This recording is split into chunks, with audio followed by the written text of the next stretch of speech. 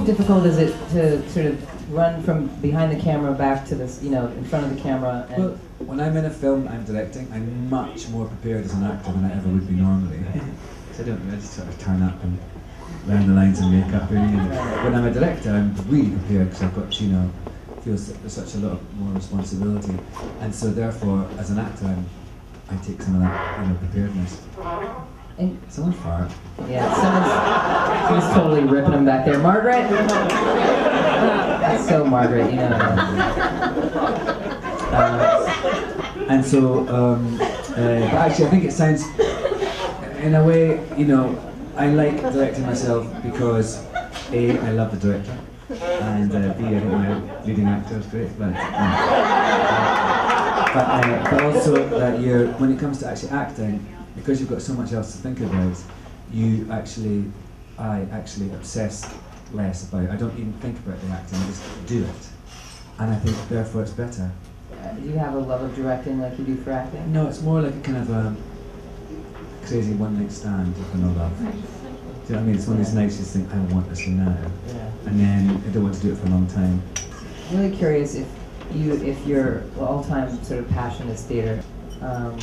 I think it is. I think it's more just, actually what I really love most is the connection with an audience, that you just have this really visceral understanding and connection with the people who are watching your work and reacting to it, and you hear them and you smell them. And whereas in a film, nobody sees it till a year later, and also you probably don't see it. You know, usually when I'm in a film, I go and see it once at the premiere.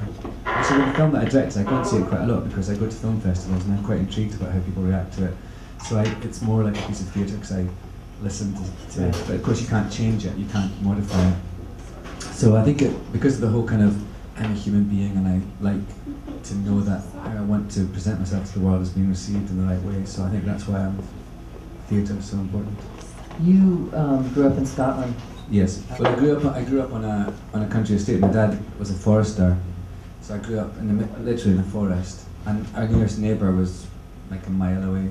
I have one older brother. He's 6 years older than me. So I tended to play on my own. So and I think that's why I wanted to become an actor, because I had to sort of. I mean, that's how I think about acting. Is I think it's like playing, like making stories up in your head and just pretending. Right. Do you live there, between there and New York? Is that what I understand? No, but I have a place in London. I live in New York, but I have a place in London too. But I go to Scotland. Like this summer, I did a play in Scotland and in London. It was at the Edinburgh Festival.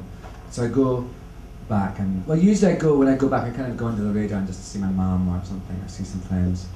And this time I went back, it was like, Alan's back. You know, because I hadn't performed on the stage for 16 years in Scotland. So, and then I was like, you know, doing this big play at the Edinburgh Festival. So it was pretty intense. You have a dog. I have 2 dogs. You have 2? Yeah. I only know one of their names. Honey? Yes, Honey. And what's the other one? Leon. Leon was actually, no, he was, well, relatively, he's like, you know, he's my husband's dog. So like we each had a dog, and then when we got together we had 2 dogs. Yeah. And do they travel back and forth with you? Sometimes. If I go for long enough, I take them. But like you have to fly Honey's big, she's like a collie shepherd mix, so you've got to fly her underneath.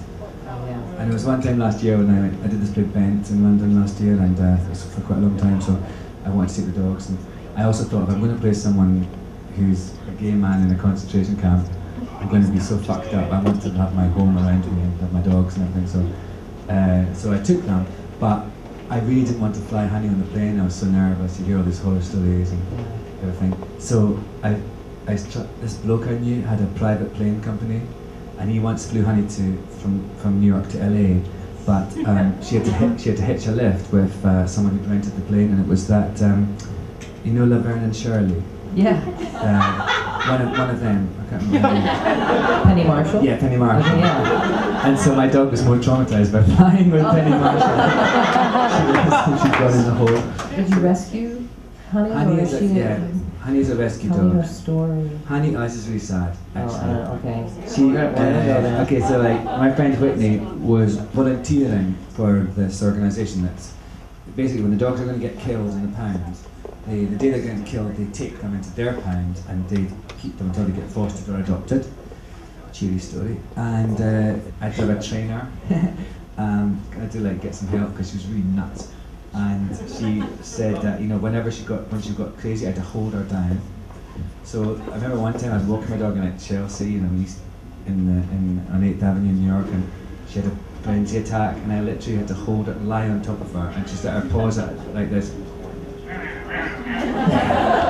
trying to bite my hand, and all these boys are going past, and I'm like, Alan Cumming was lying on top of her.